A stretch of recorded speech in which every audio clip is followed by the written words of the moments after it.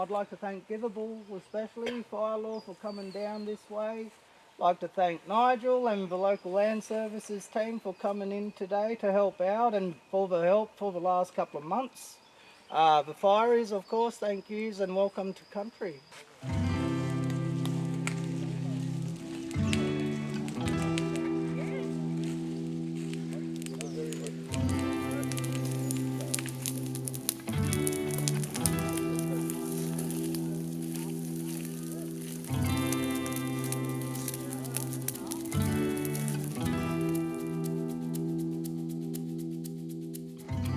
Today we're here to talk about fire law, cultural burning, or burning country, or healing country. The corporation's been working with local land services for the past 12 months, planning a fire management plan for a TSR that was funded by Environmental Trust. So this is one of probably many burnings that we'll be doing across Yaegl country. Burning's based around more or less a pre-plan for bushfire management, hazard reduction. We allow for the animals to escape. We create patch burning or spot burning so the animals can go out and come back. Clear around bases of old growth areas, and also protect the values of the conservation areas. So you buffer zone those areas to make way for the fire to go through. But also fire can play a big part in weed management and control and eradication. All that stuff is to help sort of rejuvenate the soil as well. So healthy soil, healthy people and healthy culture. What we got to do from here is say, well, how do we plan to maintain and keep our culture for our future generations? So this is what fire management or cultural burning's about, and it's LORE, and it's not LAW. We got this land management team now, and we're looking at putting another 6 more young people on, and that's a good thing because they're hearing the stories of what the senior team and the junior team has already been doing out in this bush. And it's great because they all want to jump on board and say and learn about how do we do it out and restaurate our land and fix our native bushes up, get them back regenerated, bring our native animals back, and hopefully they can care for the country more better and have a better understanding, and hopefully we could do our traditional huntings and whatnot out here. Hopefully the more they have a better understanding about the bush, the better it is. What I plan to get out of today is to learn how to successfully burn country properly and get traditional knowledge back onto country. In light of recent events such as the 2019 fires, which hit the Clarence Valley pretty hard, we thought there has to be a better way of fighting fires. The amount of animals that we lost that year was really bad. This year we've been doing a lot just to fix up what happened in 2019. We've put out nest boxes, done a lot of projects with cleaning up country, and just really wanted to burn at the right times for country so that it can heal itself. My name's Rob Williams. I'm from the Githabul tribe up near Mully, and I'm down here on Yaegl country. Been invited by the Yaegl tribe to come down and do the cultural burn. Today we can see that it's a nice steady burn. It's going to go nowhere. We're here to share that what we have, and it's been handed down from generation after generation. One of the laws of the burn is not to bend the top. That stays. You're breaking law straight up if you burn that.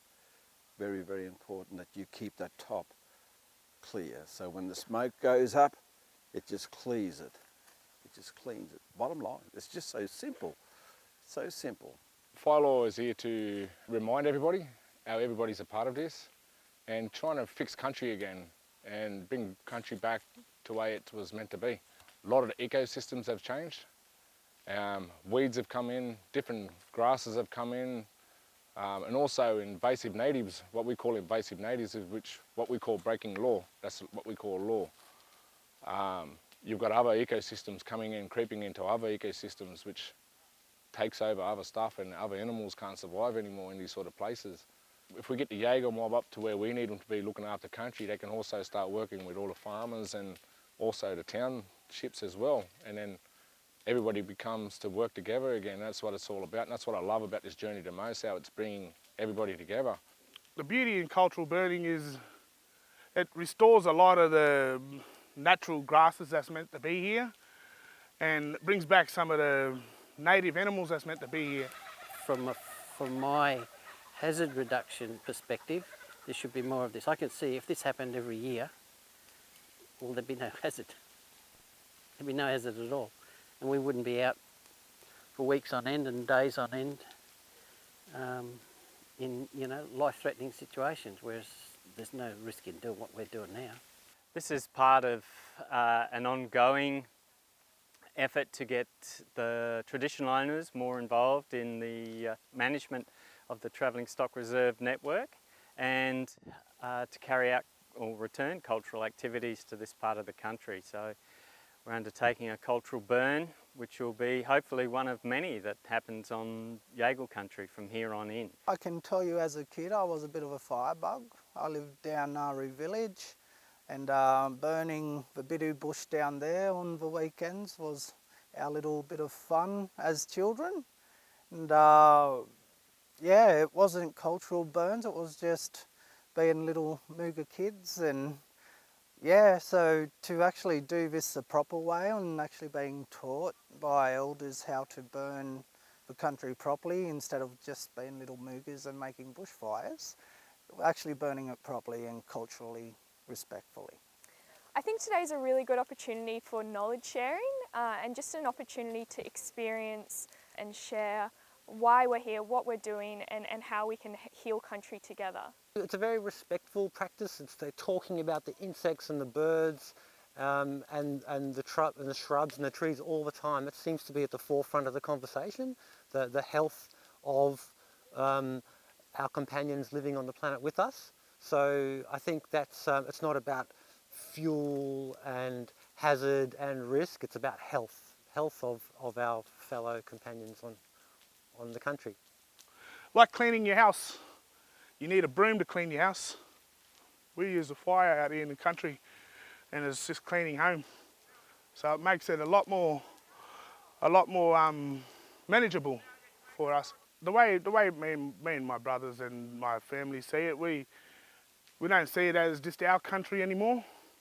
It's everybody's country now. We've got to learn to live together and coexist together, and why not share knowledge to maintain mother and to give us a better fighting chance for our next generations to come up and see the beauties that we grew up with.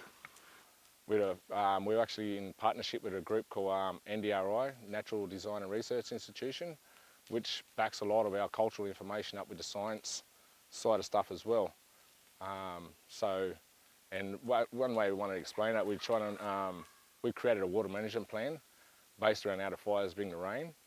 And so they show through science, how the fires bring the rains and all this sort of stuff. So when I tried to first bring fire back to country, before I met these guys, they thought we were just lighting fires and waiting for the animals to come running out.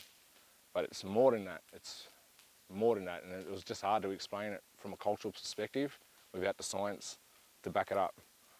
I think the biggest thing that we're to do through fire law is that trying to remind the human race how we're all a part of this, because we are the fastest adapting creatures on the planet, but we are the fastest to forget as well. So fire law is just here to remind. We're just here to remind everybody about country and how important it really is. But the most important and key thing is that we work together, black fellas and white people working together to do and to protect and look after country. And country then will look after us at the end of the day.